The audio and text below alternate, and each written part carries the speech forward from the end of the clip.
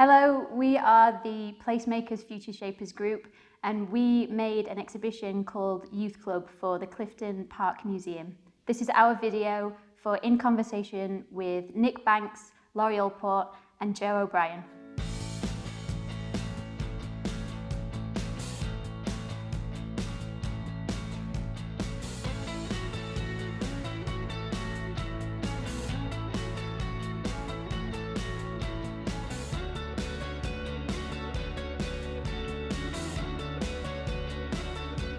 Rotherham Museum's Art and Heritage received a National Lottery Heritage Fund grant for an exciting heritage project, Placemakers Future Shapers at Clifton Park Museum. The project follows on working with children and young people to explore and make improvements to heritage and engagement at Clifton Park Museum. A youth board was established to shape, influence and begin to transform Clifton Park Museum to meet the needs and interests of children and young people. The project aimed to improve participation and engagement by young people and provide opportunities to develop their skills and knowledge around heritage. The Youth Club was created to explore youth identity through popular culture and a series of engaging events. My name's Nick Banks.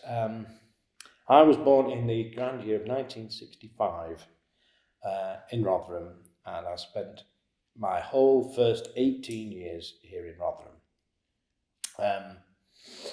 Went to Oakwood School, just kind of up the road, and my sort of, I suppose, I had a very ordinary kind of childhood, just nothing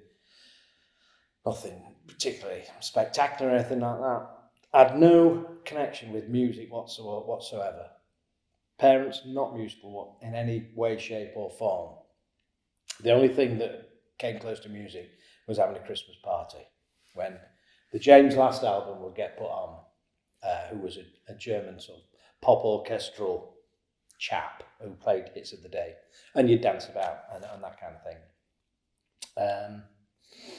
And basically, punk rock came along to Rotherham a bit later than perhaps it should, or certainly hit us in Oakwood School, probably about 1978. You were looking for a kind of a, I'm not going to say a gang, but a tribe or something to kind of coalesce around. And it just so happened that sort of punk rock came along, and that was the cool thing to get into, basically. And so you sort of tried to think about that. You sort of, those cool albums that you'd liked, they sort of, or uncool albums, they were shoved at the back of the record player. We'll forget about Electric Light Orchestra, we'll try and get into Sex Pistols kind of thing, But it didn't take much, and obviously becoming a punk rocker was quite a challenging thing, because either kids at school were into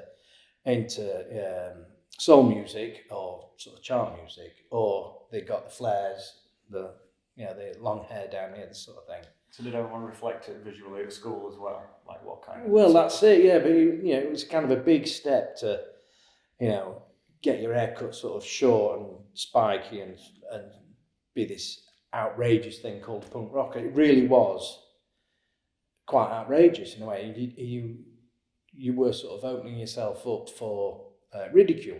Hence, I didn't bother so much because I thought, well, I'm not sure about that, But I kind of got into the music, and subsequently, one of the main strengths and ethos of punk is anyone can do it. You go and form a band.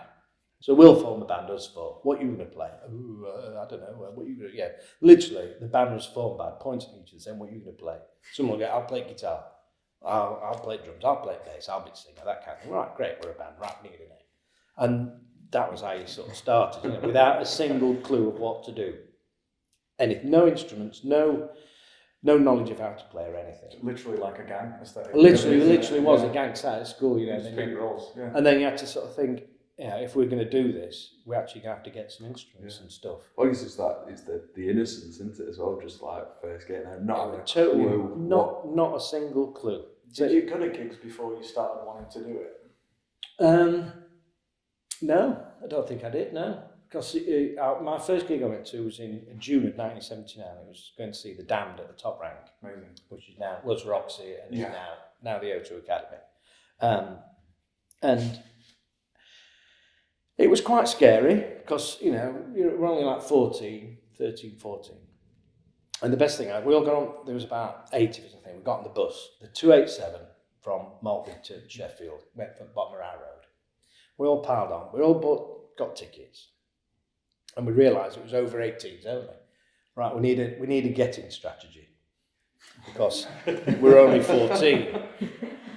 So literally, we all looked at each other and decided, right, Graham, you look punkiest because you've got spiky hair, leather jacket. You're going to be the point of the arrow. So we got there. It was absolutely packed, and the crowd was. This was outside even, because you know there was still a lot of skinheads coming around these days, and you know there was a good chance there could be a bit of argy-bargy. Anyway, we finally get to the front of the queue, and Graham's there with his leather jacket on, and he's pushing through. And we're literally all eight of us squashed up as close behind him as possible. And he gets to the bouncer, goes, what school did you go to, son? And he goes, Oakwood. He goes, go and get yourself a refund over there. And literally, as he was doing that, they were all distracted, and we just piled in, gave us tickets and piled in like that.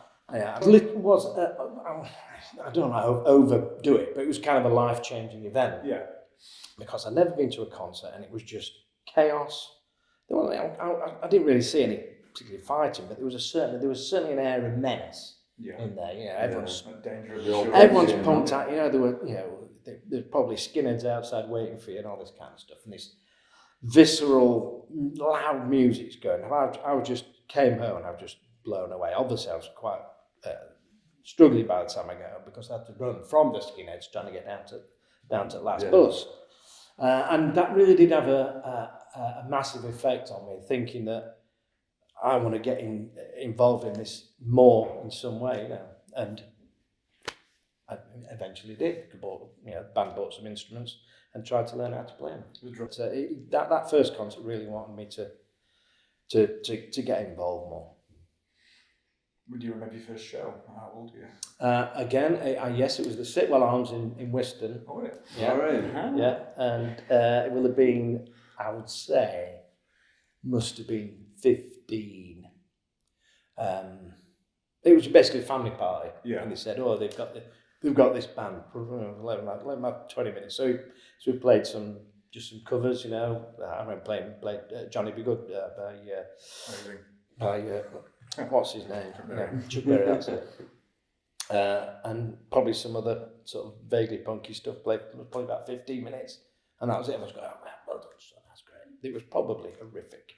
They always do that. I didn't have cameras back then. Everyone remembers the first gig, don't they? It's like you proper like hold us that moment. It's like that was my first gig, and then you always, deep down it was really bad, wasn't it? The first gig was always terrible. It would have been terrible. I feel bad for people nowadays starting out where there's phones and cameras on the internet. Where you can relive that horror over and over, you know, because today, maybe there's more infrastructure. Schools are more clued up on it. Places that you're going to, obviously with the internet, you're going to get lots more information to actually get an idea of how to start. Yeah. You know, rather than just you can ask someone for the technique online and watch them do it, rather than have to pay to have someone come around your house or peripatetic at school, something like that. Or guess. Which that's what we had to do. Our YouTube was Top of the Pops. Yeah. On a Thursday tea time. You know, you'd watch Top of the Pops, and if you'd see a band that you liked, you'd watch like a hawk and try and replicate what they did. And TV, watch the hands. Literally, but you had to remember it. Yeah, it's interesting, isn't it? Because I think like there's similarities and then there's definite differences. I mean, there's quite pungent similarities as well. I mean, I went to Oakwood, and I think I fell in love with music very, very early on. You had musicians in your family as well. Yeah, I mean, I grew up. You know, my dad used to busk when he was at university. And he was a great acoustic guitar player. I say that like he's died. He's not died. He don't play anymore. I mean, I think I stole his guitars. But he's a brilliant guitarist. And then my uncle, who your mate, you were always I mates was in with Laurie. bands with his uncle. Yeah, that's how in my me and you 20s. kind of Yeah. crossed paths for Like a bit of time. Florida death metal kind of thing. Yeah, and I mean, I was knocking about in band t-shirts of like my uncle's bands and that. You know, when I was like running around about that big off the floor, you know what I mean? Like I had a black barbed wire t-shirt design thing, Psalm, across it was like proper death metal, and I was like running around with it. It was like a small male size t-shirt which went down to like below my knees and stuff. And I just had music around me all the time, and you know, I just found it so interesting, so intriguing, like how people did it, and I just knew straight away I just wanted to pick up a guitar and do what like my uncle and my dad had been doing and that. Was there a record or a film or any like moment like Nick has of thinking that this is something that I really want? Yeah, me and my dad used to stick loads of like kind of music oriented films on for me and stuff, and like we used to listen to a lot of like stuff that you wouldn't listen to as a kid like at my age at the time and that. And I remember he stuck me Rycuda on, and I was blown away by blues music, blues guitar and that. And you know, we listened to a lot of John Mayer at the time when I was growing up.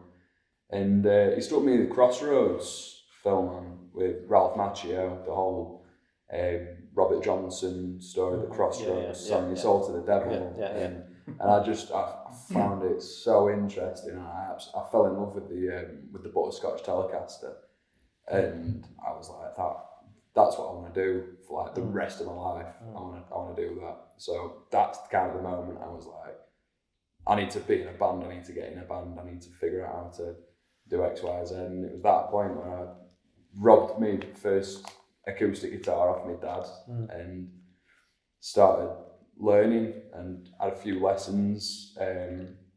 Hated it because they were like, "Oh, we need to teach you your theory. You need to learn how to do scales. You need to learn how to do this." And then I was saying, "Well, can I not just learn how to play Nirvana?" And they said, "No, you can't just learn how to play Nirvana. You need to understand how Nirvana wrote." But I was like, "I do understand how Nirvana wrote music. They wrote it in a bedroom with a crap tape recorder, and they wrote music. They felt the music, and then they went out and played the music." I was like, "Why can't I just do that?" Do you feel you had a kind of a conscious way of thinking of rather than the technical aspects of playing a guitar was subservient to the idea of what you could do with it? Yeah, I think it was a very much kind of I started off on the route. I kind of started off with the kind of whole lesson side of things, and don't get me wrong, like people who go for lessons, it works out for some people amazingly, but the way my brain works, it just doesn't. A lot of parallels with the blues and punk ethos really on that, isn't there? I think starting off. Yeah. You know, obviously like the same punk ethos, literally. You know, and this, you know, I think one of the first album got Machine Gun Etiquette, which hasn't worked. Says here's a chord, here's another chord, here's a third chord. Now form a band. Yeah. And that's the kind of the idea. It's like, great. Well, that's your bring get off and do it. Make mistakes, or you know, or invent something new even. You know, rather than saying, well, you've got to play. If you play this chord, you really so should much be more following alluring, this isn't chord. it? Like it's so much more alluring as a romantic as a teenager because it gives it that reinforcement of being able to rebel. And it's way more rewarding that you can do that as well, because I think if you just there's a point where you can't just keep reading books. You've got to just feel it and do it, and you got to know what you do. So like we went and I think my first gig was, I know you said yours was at Sitwell Arms. Mine was at Rotherham Titans, and played to about 6 people. 2 of them were my mum and dad, and the other 2 was the singers, mum and dad. Yeah, literally there was like no one in at all, and we loved it. It was great, and I got hooked, and now indeed. Just keeping on doing the same thing. Keep going, exactly, For me, it was a gradual falling out of love with kind of what I'd planned on thinking I was going to do when I grew up compared to what I actually wanted to do. And, you know, I mean, going through the whole school, college, university, there was a long kind of period of, you know, like I'm just doing this on the side in case that doesn't work out, and why am I not just going 100% on that? And there was always the kind of the conflict, I think. So it's tough, isn't it? I mean, like figuring out wanting to be a musician, but having to pay bills. And I remember my like boss at work, a guy called Mark Herbert. He's the first person to actually give me permission to go and do it. So I was trying to do the band stuff. I'd be about 20 at this point, trying to do the band stuff and trying to start a career in film. And I was pretty lackadaisical about both because I was just constantly tired, and you know, you drink a little bit when you're younger as well. And he came up to me at a Christmas do, and he said, if there's one piece of advice that you've probably never had before, put all your eggs in one basket and get on with it. And after the week later, I left them, and then stuff started to pick up with the band. We literally got like a deal about 3 months later. And if I had not taken that advice, I'd have, with respect to my parents, I would have gone for the backup plan and probably had a great life as well, because I tend to be quite lucky with stuff. But it wouldn't have panned out the way that it is now, and I'm really enjoying it.